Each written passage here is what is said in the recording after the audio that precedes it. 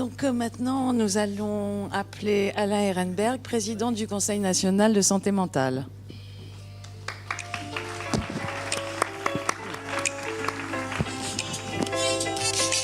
Je crois que c'est bon. Mesdames et messieurs, bonjour. Donc les organisateurs m'ont demandé, à travers une présentation du Conseil national de santé mentale, de préciser de quoi on parle quand on parle de santé mentale. Et donc, ça sera un exposé évidemment de sociologie, parce qu'il y a des différences évidemment de fonction entre les deux casquettes, mais je reste évidemment d'abord sociologue, et c'est ça qui alimente la réflexion. Donc je voudrais d'abord vous faire part des raisons pour lesquelles cette institution me semble utile. Je précise au cours de l'exposé, ça tient à deux choses: la nature même des problèmes de santé mentale et les transformations de l'esprit du soin ou de l'accompagnement au cours des dernières décennies. Mais avant, il me faut donner une ou deux précisions sur l'arrière-plan juridique ou juridico-institutionnel de la création de ce conseil. C'est la loi de modernisation du système de santé votée en janvier 2016, donc la loi Touraine, qui prévoit notamment, qui crée une nouvelle institution, le projet territorial de santé mentale. Et il y a un décret d'application derrière, bien sûr.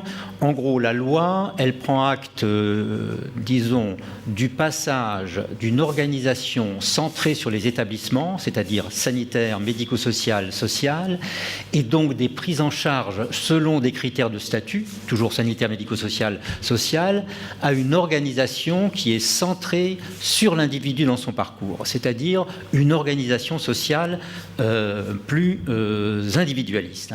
Donc, je dirais qu'il y a deux points à souligner concernant la réforme. En gros, pour faire une formule, on passe de la psychiatrie de secteur au territoire de santé mentale, ce qui ne veut pas dire que la psychiatrie de secteur disparaît, mais elle s'insère dans un cadre plus large lié à toute une série de transformations.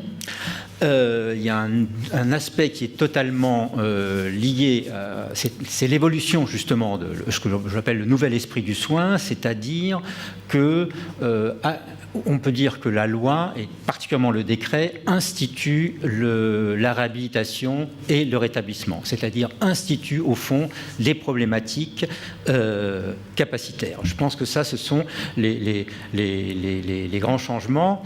Et je pense que le problème général aujourd'hui, c'est peut-être que là le Conseil aura son rôle, c'est d'accélérer le passage justement d'un système d'action où l'on protège, soigne, prend en charge, accompagne selon ses critères de statut, à un système de prise en charge et d'accompagnement centré sur les trajectoires individuelles, ce qui veut dire notamment être particulièrement attentif aux transitions qui sont, disons, parmi les plus gros problèmes de la prise en charge sur ces problèmes.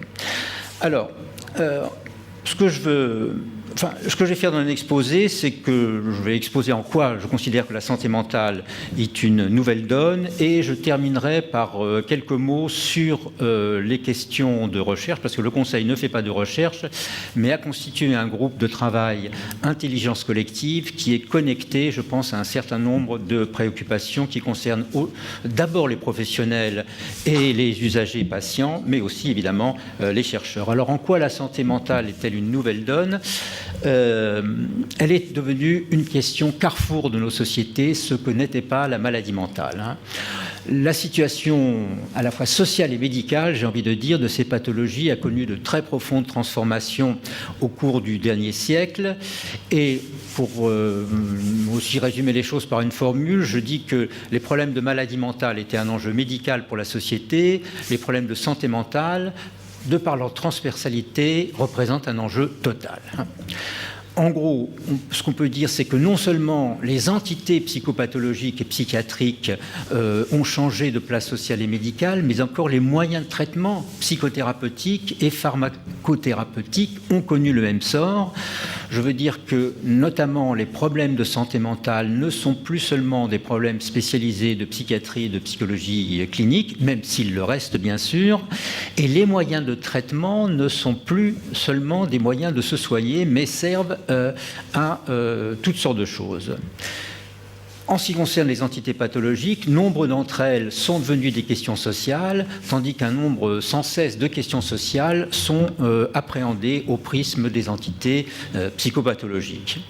Et donc, je pense que ce double mouvement a fait des pathologies mentales des pathologies sociales et a donné à la souffrance psychique une nouvelle place dans nos sociétés. Donc, pathologie sociale et nouvelle place, c'est ça que je vais indiquer en quelques minutes, évidemment beaucoup trop grossièrement.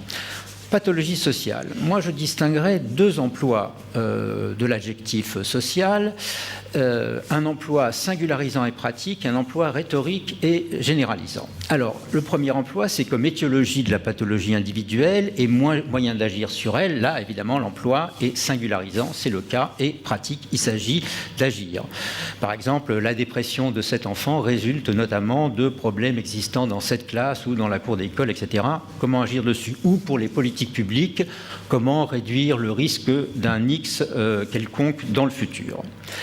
Le deuxième emploi, c'est plutôt, c'est lié, mais c'est en même temps très différent, comme expression d'un mal social plus général. Et dans ce cas, les pathologies sont plutôt abordées sous l'angle du malaise dans la société, et donc des entités comme la dépression, les addictions, etc., vont apparaître comme une sorte de résistance à la normativité, de la compétition, de la flexibilité, des nouvelles formes d'organisation du travail, par exemple. Ce sont des moyens de contester la valeur de ces formes sociales. Et je dirais que donc, définir ces problèmes comme des résistances, c'est en faire évidemment des formes d'action politique par défaut. Hein. Et exprimant quoi? Un malaise qui est évidemment d'abord collectif. Donc c'est une sorte de signalement, et au lieu de singulariser le cas clinique ou de politique publique, comme notre premier emploi, il s'agit au contraire ici de généraliser, et donc l'emploi est plus rhétorique que pratique. Bien entendu, il peut avoir des effets tout à fait pratiques. Et je dirais qu'il est utilisé dans une logique de dénonciation du malaise dans la société, et c'est même le mal démocratique par excellence qui est dénoncé, c'est celui de la déliaison sociale. Et comme on le sait, c'est un des grands thèmes français de ces 20 ou 25 dernières années, qu'on ne fait plus société, qu'il faut refaire société, etc., etc. Donc nous avons affaire aujourd'hui à une nouvelle situation de la souffrance psychique, à savoir qu'elle était une raison éventuelle de se soigner, disons. Elle s'est étendue aujourd'hui à une raison d'agir sur des relations sociales perturbées. Pensons à la souffrance au travail, par exemple, qui est paradigmatique de cette extension d'usage de la souffrance psychique. Alors, je dirais qu'aussi, cette nouvelle situation de la souffrance psychique, dans nos sociétés, il faut la mettre dans une perspective sociologique globale. En gros, moi, l'hypothèse que je développe, c'est que l'extension de la place de la souffrance psychique et le développement des questions de santé mentale est l'expression de changements dans nos manières d'agir en société qui se sont progressivement institués à partir du tournant des années 70, valorisation très forte de la liberté de choix, de l'initiative individuelle, de l'innovation, de la créativité, de la transformation de soi, etc., etc. Tous ces idéaux, évidemment, il faudrait faire une analyse sociologique beaucoup plus détaillée, mais disons que tous ces idéaux plaquent l'accent sur un point, c'est la capacité à agir de l'individu. C'est-à-dire qu'on est rentré, en gros, à partir de cette période, dans un individualisme de capacité imprégné par les idées, valeurs et les normes de l'autonomie. Il s'agit là d'un changement assez important de l'équation personnelle. On peut prendre en une seconde l'exemple du travail. Concernant l'équation personnelle, dans une organisation du travail de type taylorien-fordien, l'équation personnelle est faible. On attend de chacun surtout une discipline de type mécanique. Dans une organisation flexible, où l'on cherche l'engagement de l'individu, elle est forte, et ça veut dire qu'en même temps, on comprend que la dimension émotionnelle est explosée un peu partout dans nos sociétés. Ça, c'est pour le cadre général. Maintenant, si on revient vers la prise en charge des usagers et des patients, les questions de psychopathologie, là, c'est le virage vers l'ambulatoire qui doit être prise en compte, c'est-à-dire ce qu'on appelle la désinstitutionnalisation, qui en réalité est un mauvais emploi, enfin un emploi très restreint du mot institution, c'est-à-dire l'institution est assimilée à une grosse organisation, l'hôpital, en l'occurrence l'hôpital psychiatrique. Je pense que la désinstitutionnalisation est en réalité un nouvel esprit des institutions. Bon, là aussi, il faut préciser. Alors, la généralisation donc, de la prise en charge des troubles psychiatriques lourds en ambulatoire, c'est le point, et la généralisation de l'idée que les patients doivent pouvoir vivre dans la cité. Ça a impliqué disons, un changement dans les approches, et ce changement de l'esprit du soin est devenu éclatant avec la montée en puissance des problématiques capacitaires, c'est-à-dire des approches qui sont fonctionnelles, centrées sur les capacités relatives des personnes plutôt que sur leurs déficits. Évidemment, le but central, c'est que les personnes avec des troubles mentaux lourds puissent vivre dans la cité. Comment ? En développant, c'est ça les pratiques du rétablissement et de la réhabilitation, en développant le plus largement possible leurs capacités individuelles qui sont des conditions indispensables pour vivre dans la cité. C'est-à-dire que là aussi, le mot social est devenu central dans les prises en charge, dans la mesure où le fonctionnement social est devenu un problème décisif quand le sujet psychotique doit pouvoir vivre en société. Et par exemple, ce qui a explosé, la première étape du secteur, disons, c'est le CMP. Aujourd'hui, je pense que c'est plutôt la question du logement qui explose absolument de partout. Et le fait de pouvoir vivre dans un logement est aussi un critère d'amélioration de la situation pathologique du sujet. Alors, je répète régulièrement, j'aime citer ce mot d'un patient souvent de schizophrénie, donc je cite régulièrement. C'est il y a une dizaine d'années, après une séance de thérapie, et ça nous indique bien le nouvel esprit du soin, mais aussi le nouvel esprit de nos manières d'agir. Donc c'est après une séance de thérapie de remédiation cognitive, il déclare au psychologue en charge du traitement, c'est un patient atteint de schizophrénie, avant j'étais un handicapé, mais grâce à notre travail, j'espère devenir un handicapable. Un handicapable, moi je pense que là est formulée de manière follement lucide une définition sociologique non seulement de la nouvelle figure du patient psychiatrique qui s'est donc progressivement instituée avec la généralisation de l'ambulatoire, mais encore au-delà de la psychiatrie de la santé mentale, la nouvelle figure d'individu qui s'est également instituée avec la généralisation des idées, valeurs de l'autonomie au cours de ces dernières décennies. C'est-à-dire que hier, handicap et capacité étaient opposés, la capacité étant, disons, du côté de l'autonomie. Aujourd'hui, ils se combinent dans une problématique des degrés de l'autonomie et de la diversité de ses formes. C'est-à-dire que l'autonomie est un concept relatif. Donc, handicapé était un état, handicapable est un cheminement, et je dirais un cheminement qui est certes moins de guérison que de transformation personnelle face à la négativité. Et donc, dans ce nouveau contexte, et c'est là la grande évolution des problématiques d'accompagnement, de soins, de traitement, la relation entre le normal et le pathologique est reconfigurée par une polarité atout-handicap. Atout-handicap qui passe au centre des prises en charge. Et on peut dire que le rétablissement ou la réhabilitation consiste en un accompagnement de l'individu qui, d'une part, privilégie agir avec lui par rapport à agir sur lui, et d'autre part, déplace l'accent du déficit à compenser au potentiel à augmenter. Et donc, on pourrait dire que l'action thérapeutique ou l'action d'accompagnement est moins pensée dans les termes classiques d'une direction de conscience qui consiste, comme disait Pierre Janet, à compenser la volonté défaillante du malade, donc ses déficits, si vous voulez, aujourd'hui, que dans ce plus récent d'un accompagnement de l'individu de telle sorte qu'il soit capable d'adopter une ligne de conduite personnelle face à la multiplication des contingences que constitue le simple fait de vivre en société. Et donc, la spécificité de la santé mentale, bien sûr, consiste en un caractère particulièrement multidimensionnel, justement des problèmes associés aux troubles mentaux, et qui exigent une articulation entre de multiples politiques, et pas simplement, évidemment, de politiques de santé ou de politiques de santé mentale, c'est-à-dire c'est le social, l'éducatif, le travail, l'emploi, le judiciaire, le logement, particulièrement pour les personnes en situation de précarité qui cumulent un maximum de problèmes sur ces questions.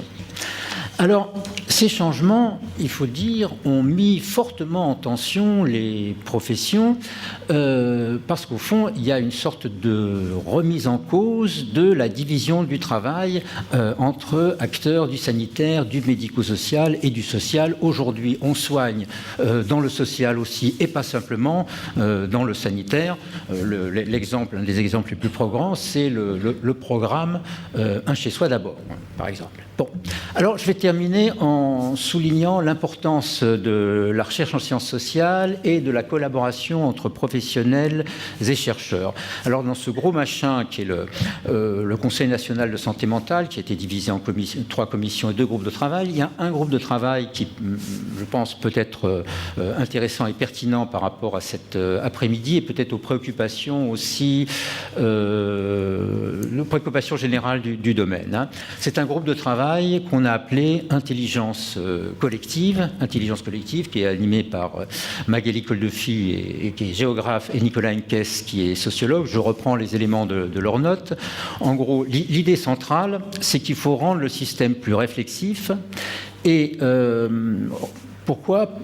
Parce qu'il faut réfléchir sur l'intelligence collective en santé mentale, c'est poser la question des conditions pour que les membres de la communauté, enfin les multiples professionnels, participent effectivement à la délibération sur les enjeux qui les concernent et qui concernent les usagers et les patients, travailler donc collectivement à l'élaboration de ces questions. C'est-à-dire qu'en fait, cet objectif, le groupe de travail, intelligence collective, il a deux objectifs.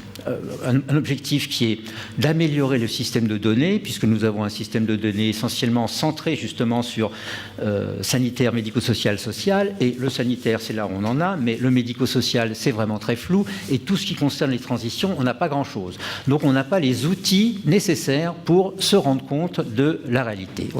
Et deuxièmement, en même temps que construire un nouveau système de données, il s'agit de renforcer, le but, c'est d'avoir des propositions pour renforcer parmi les acteurs de la santé mentale, professionnelle, une culture commune des données probantes. Parce que, évidemment, j'entends régulièrement, oui, j'en ai pour 2 minutes, l'angoisse de castration monte.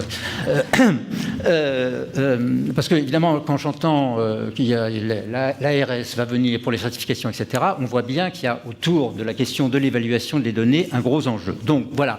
L'idée, c'est, je termine sur ce point, ce groupe de travail, je pourrais vous donner des renseignements plus tard, ce groupe de travail a une double fonction, améliorer le système de données de telle sorte qu'on aille progressivement vers un système de données centré sur l'individu et son parcours, et en même temps impliquer les professionnels, tout simplement sur un mot d'ordre. Je reprends l'expression un de mes amis qui est consultant, à propos de se rendre compte, enfin plutôt rendre des comptes.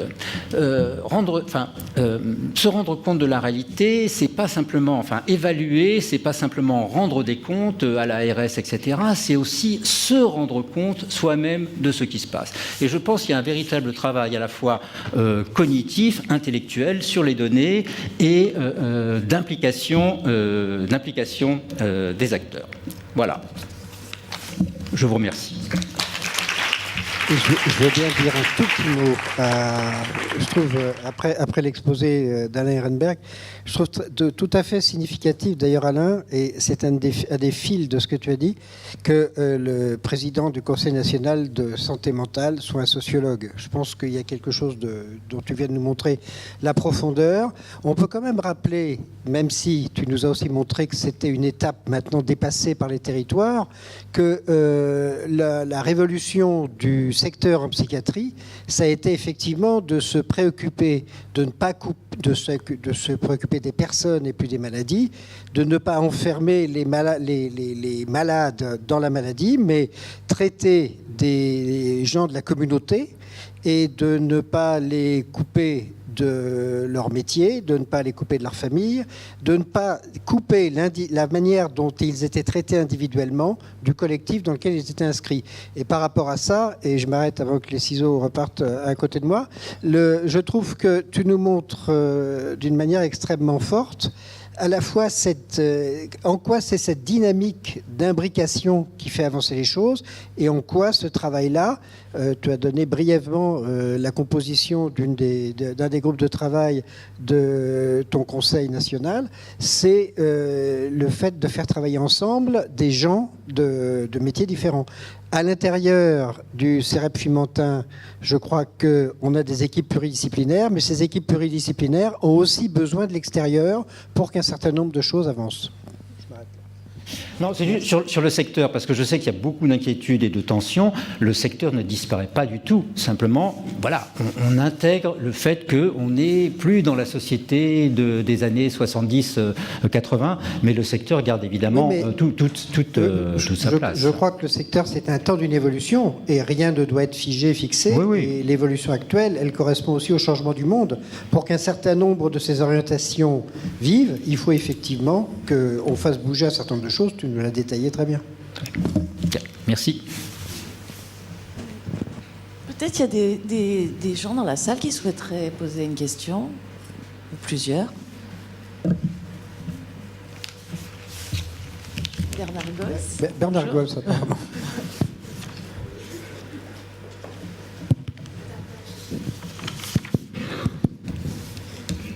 Bonjour à tout le monde.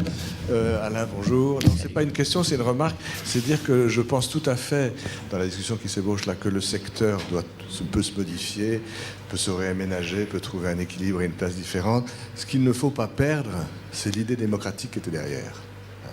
Et le secteur a été quand même une expérience d'une richesse inouïe quant à une recherche d'une répartition un petit peu équilibrée des moyens sur le territoire. Ça, c'est quand même une dimension qu'il faut faire attention de ne pas perdre. C'est tout ce que je voulais dire. Alors, justement, ces questions de démocratie sont absolument fondamentales. Comme ça a été rappelé, le contexte a évolué et il n'est pas du tout question de faire, de faire disparaître le secteur, mais disons la question de la façon dont les gens vivent, tombent malades, sont logés, etc. Bon, ça a beaucoup changé, donc il était, je pense, il était nécessaire de faire quelque chose. Quand je dis qu'il était nécessaire de faire quelque chose, en réalité, les choses avaient beaucoup bougé, puisque à l'origine de l'article 69 exactement de la loi de modernisation du système de santé qui crée le projet territorial de santé mentale, il y a un rapport d'un directeur d'ARS, Michel Laforcade, qui un quart de son rapport est consacré, ce sont des annexes, est consacré, on voit que les professionnels ont bougé. Un quart de son rapport est consacré aux innovations de toutes sortes qui ont été apportées au cours, disons, des 15 dernières années. Donc, d'une certaine manière, je pense que l'évolution du secteur vers le territoire de santé mentale est une sorte d'enregistrement de pratiques qui se sont développées et dont un certain nombre devrait être, un certain nombre d'innovations sociales devraient être systématisées. Parce que je me souviens, la ministre, quand on a été installé il y a un an, on a dit bon, allez les petits gars, maintenant vous allez pouvoir innover. Mais innover, ça ne veut rien dire, parce que justement, c'est ne pas tenir compte de la réalité de ce qu'ont fait les professionnels, psychiatres, infirmiers, travailleurs sociaux, et qui ont fait énormément bouger les choses. Donc il s'agit plutôt, parce que tout ça crée beaucoup de tensions et de confusion, de les accompagner et d'essayer de clarifier les éléments du débat. Je dois avouer que c'est pas très facile, mais je pense que c'est quelque chose qu'il faut absolument faire. Donc c'est plutôt un enregistrement d'un certain nombre d'évolutions qui se sont faites dans le secteur psychiatrique. Merci beaucoup, Alain.